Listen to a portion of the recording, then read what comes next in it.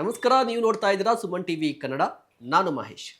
ವೀಕ್ಷಕರೇ, H D ದೇವೇಗೌಡರು ಒಂದು ಹೇಳಿಕೆಯನ್ನು ಕೊಟ್ಟಿದ್ದಾರೆ. ಆ ಹೇಳಿಕೆ ಜೆಡಿಎಸ್ ಮತ್ತು ಬಿಜೆಪಿಯ ಮೈತ್ರಿಯ ಬಗ್ಗೆ ಒಂದು ಪ್ರಶ್ನಾರ್ಥಕ ಚಿಹ್ನೆ ಉದ್ಭವ ಆಗುವ ರೀತಿಯಲ್ಲಿ ಕಾಣಿಸ್ತಾ ಇದೆ. ಕಾರಣ ಏನು? ಹಾಗಾದರೆ ಎಚ್ ಡಿ ದೇವೇಗೌಡರು ಏನು ಮಾತನಾಡಿದ್ರು? ನೆಕ್ಸ್ಟ್ ರಾಜ್ಯ ವಿಧಾನಸಭಾ ಚುನಾವಣೆಯಲ್ಲಿ ಮೈತ್ರಿ ಇರುತ್ತಾ ಇಲ್ವಾ, ಆ ಎಲ್ಲದರ ಬಗ್ಗೆಯೂ ಕೂಡ ಇನ್ ಡೀಟೇಲ್ಡ್ ಆಗಿ ನಾನು ಹೇಳ್ತಾ ಹೋಗ್ತೀನಿ. ಅದಕ್ಕೂ ಮುನ್ನ ನೀವಿನ್ನೂ ನಮ್ಮ ಚಾನಲನ್ನು ಸಬ್ಸ್ಕ್ರೈಬ್ ಮಾಡಿಲ್ಲ ಅಂದರೆ ಈ ಕೂಡಲೇ ದಯವಿಟ್ಟು ಸಬ್ಸ್ಕ್ರೈಬ್ ಮಾಡಿ. ಈಗ ವಿಚಾರಕ್ಕೆ ಬರೋದಾದರೆ, ಎಚ್ ಡಿ ದೇವೇಗೌಡರು ಜೆ ಡಿ ಎಸ್ ಪಕ್ಷದ ಮಾಸ್ ಲೀಡರ್, ವೋಟ್ ಪುಲ್ಲರ್ ಎಲ್ಲವೂ ಹೌದು. ಜಾತ್ಯತೀತ ಹಿನ್ನೆಲೆ, ಜಾತ್ಯತೀತ ನಾಯಕ ಅಂತ ಗುರುತಿಸಿಕೊಂಡಿದ್ದು.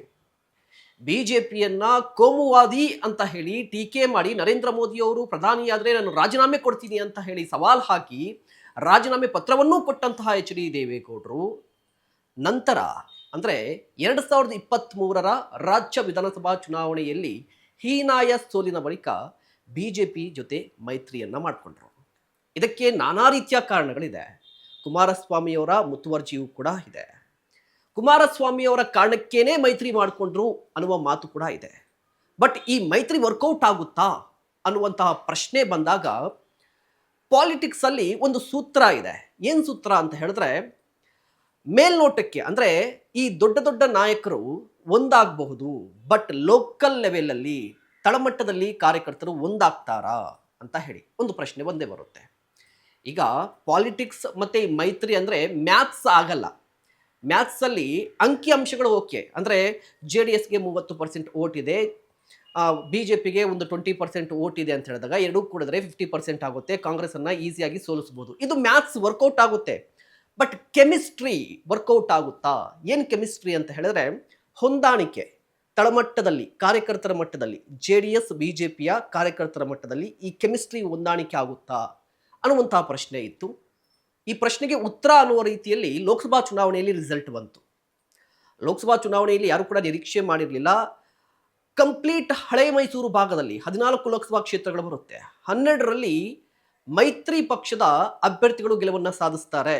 ಅಲ್ಲಿಗೆ ಎಲ್ರಿಗೂ ಕೂಡ ಗೊತ್ತಾಯಿತು, ಇಲ್ಲ ಈ ಮೈತ್ರಿ ವರ್ಕೌಟ್ ಆಗುತ್ತೆ, ಈ ಮೈತ್ರಿ ಗಟ್ಟಿಯಾದರೆ ಕಾಂಗ್ರೆಸ್ಗೆ ದೊಡ್ಡ ಹೊಡೆತ ಬೀಳುತ್ತೆ ಅನ್ನೋದು ಎಲ್ಲರೂ ಕೂಡ ಅಂದಾಜು ಮಾಡಿದರು. ಅದೇ ರೀತಿಯಾಗಿ ರಿಸಲ್ಟ್ ಕೂಡ ಬಂತು.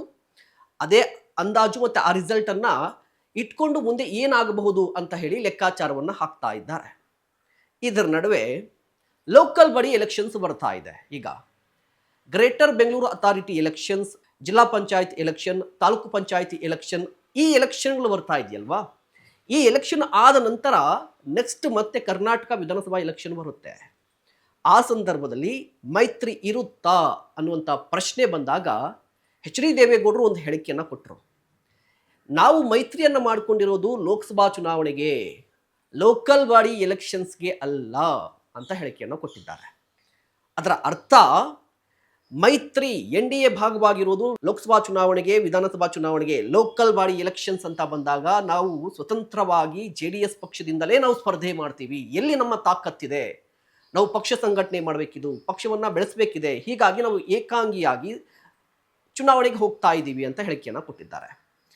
ಈಗ ಗೊಂದಲ ಸೃಷ್ಟಿಯಾಗಿದೆ. ಯಾವ ಗೊಂದಲ ಅಂತ ಹೇಳಿದ್ರೆ, ಲೋಕಲ್ ಬಾಡಿ ಎಲೆಕ್ಷನ್ನಲ್ಲಿ ಜಿದ್ದಾಜಿದ್ದಿನ ಫೈಟಿನ ನಡುವೆ ಏನಾದರೂ JDS, BJP, ಕಾಂಗ್ರೆಸ್ ತ್ರಿಕೋಣ ಸ್ಪರ್ಧೆ ಏರ್ಪಟ್ಟರೆ ಯಾರಿಗೆ ಲಾಭ ಆಗುತ್ತೆ ಅಂತ ಬಂದಾಗ ಕಾಂಗ್ರೆಸ್ಗೆ ಈಸಿ ಆಗುವ ಚಾನ್ಸಸ್ ದಟ್ಟವಾಗಿ ಕಾಣಿಸ್ತಾ ಇದೆ. ಯಾಕೆ ಕಾಂಗ್ರೆಸ್ಗೆ ಅಂತ ಹೇಳಿದ್ರೆ, JDSನ ತಾಕತ್ತಿರುವಂಥದ್ದು ಹಳೆ ಮೈಸೂರು ಭಾಗ. ಹಳೆ ಮೈಸೂರು ಭಾಗದಲ್ಲಿ ಲೋಕಸಭಾ ಚುನಾವಣೆಯಲ್ಲಿ ದೊಡ್ಡ ಮಟ್ಟಿಗೆ ಯಶಸ್ಸನ್ನು ಕಂಡಿದ್ದು ಮೈತ್ರಿ. ಕಾರಣ ಏನು ಅಂತ ಹೇಳಿದ್ರೆ, JDSನ ಓಟು, BJPಯ ಓಟು ಎರಡೂ ಕೂಡ ಒಂದಾಗಿತ್ತು.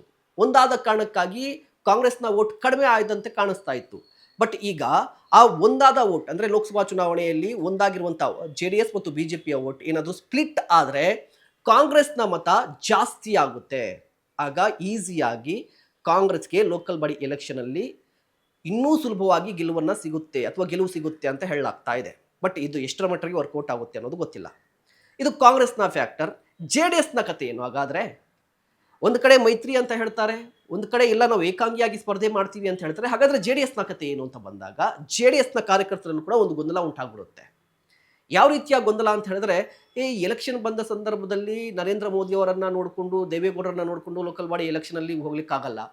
ಲೋಕಲ್ ಬಾಡಿ ಎಲೆಕ್ಷನಲ್ಲಿ ಲೋಕಲ್ ಇಶ್ಯೂಗಳನ್ನು ತೆಗೆದುಕೊಳ್ಬೇಕು, ಲೋಕಲ್ ನಾಯಕತ್ವವನ್ನು ತೆಗೆದುಕೊಳ್ಬೇಕು ಅಂತ ಹೇಳಿದಾಗ ಜಿದ್ದಾಜಿದ್ದಿ ಫೈಟ್ ಇದ್ದೇ ಇರುತ್ತೆ, ಮನಸ್ತಾಪ ಬಂದೇ ಬರುತ್ತೆ. ಆ ಮನಸ್ತಾಪ ಬಂದ ನಂತರ ಮತ್ತೆ ಲೋಕಸಭಾ ಚುನಾವಣೆಯಲ್ಲಿ ಒಂದಾಗ್ಲಿಕ್ಕೆ ಸಾಧ್ಯನಾ, ವಿಧಾನಸಭಾ ಚುನಾವಣೆಯಲ್ಲಿ ಒಂದಾಗ್ಲಿಕ್ಕೆ ಸಾಧ್ಯನಾ ಅನ್ನುವಂಥ ಪ್ರಶ್ನೆ ಕೂಡ ಬರುತ್ತೆ. ಸೊ JDSನ ಕಾರ್ಯಕರ್ತರಲ್ಲಿ ಒಂದಿಷ್ಟು ಗೊಂದಲ ಉಂಟಾಗಬಹುದು. ಇನ್ನು BJP ವಿಚಾರಕ್ಕೆ ಬರೋದಾದ್ರೆ, ಮೇ ಬಿ BJP ಇದರಿಂದ ಕಳೆದುಕೊಳ್ಳೋದು ಏನೂ ಕೂಡ ಇಲ್ಲ ಅಂತ ಹೇಳಿ. ಅಂದರೆ ತನ್ನ ಸಾಮರ್ಥ್ಯ ಎಲ್ಲಿದೆ ಆ ಕ್ಷೇತ್ರದಲ್ಲಿ ಗೆಲ್ಲುತ್ತೆ. JDSನ ಬೆಂಬಲದಲ್ಲಿ ಎಲ್ಲೆಲ್ಲಿ ಗೆಲ್ಲಬಹುದಾದಂಥ ಕ್ಷೇತ್ರಗಳು ಇದ್ದವಲ್ವಾ, ಅವನ್ನ ಕಳೆದುಕೊಳ್ಳುವಂಥ ಸಾಧ್ಯತೆಗಳಿದೆ. ಇದರಿಂದ BJP ಕಳೆದುಕೊಳ್ಳೋದು ಏನು, ಮತ್ತೆ ಹಳೆ ಮೈಸೂರು ಭಾಗವನ್ನು ಕಳೆದುಕೊಳ್ಳುತ್ತೆ BJP ಅಂತ ಹೇಳಿದ್ರೆ ಉತ್ತರ ಕರ್ನಾಟಕ ಪಾರ್ಟಿ ಅನ್ನೋ ರೀತಿಯಲ್ಲಿ ಗುರುತು ಮತ್ತೆ ಪ್ರಖ್ಯಾತಿ ಕೂಡ ಬಂದ್ಬಿಡುತ್ತೆ. ಯಾಕೆ, ಲಿಂಗಾಯತ ಸಮುದಾಯ ಉತ್ತರ ಭಾಗದಲ್ಲಿ ಸಾಕಷ್ಟು ಇರುವಂಥದ್ದು. BJP ಅಂದರೆ ಲಿಂಗಾಯತ ಸಮುದಾಯದ ಪಾರ್ಟಿ ಅಂತ ಹೇಳ್ತಾರೆ. ಸೊ ಕಂಪ್ಲೀಟ್ ಆಗಿ ಈ ಮೈತ್ರಿಯಿಂದಾಗಿ ಒಂದು ಒಪ್ಪಂದಕ್ಕೆ ಬಂದು ಹಳೆ ಮೈಸೂರು ಭಾಗದಲ್ಲಿ JDS ಸ್ಪರ್ಧೆ ಮಾಡಿ, ಉತ್ತರ ಭಾಗದಲ್ಲಿ BJP ಏನಾದರೂ ಸ್ಪರ್ಧೆ ಮಾಡೋದಕ್ಕೆ ಒಪ್ಕೋಬಿಟ್ರೆ BJP ಕೇವಲ ಒಂದು ಭಾಗದ ಪಾರ್ಟಿ ಆಗ್ಬಿಡುತ್ತೆ. ಸೊ ಆ ರೀತಿ ಆಗುತ್ತಾ, BJPಯ ನಾಯಕರು, ರಾಜ್ಯಾಧ್ಯಕ್ಷರು ವಿಜೇಂದ್ರ ಯಾವ ರೀತಿಯ ಪ್ಲಾನ್ ಮಾಡ್ತಾರೆ, ದೇವೇಗೌಡರ ಹೇಳಿಕೆ ಯಾವ ರೀತಿಯ ಪರಿಣಾಮಕ್ಕೆ ಕಾರಣವಾಗಬಹುದು, ಇದು ಸದ್ಯದ ಕುತೂಹಲ. ಇಂತಹ ಮತ್ತಷ್ಟು ಕಂಟೆಂಟ್ಗಾಗಿ ನೋಡ್ತಾ ಇರಿ ಸುಮನ್ TV ಕನ್ನಡ.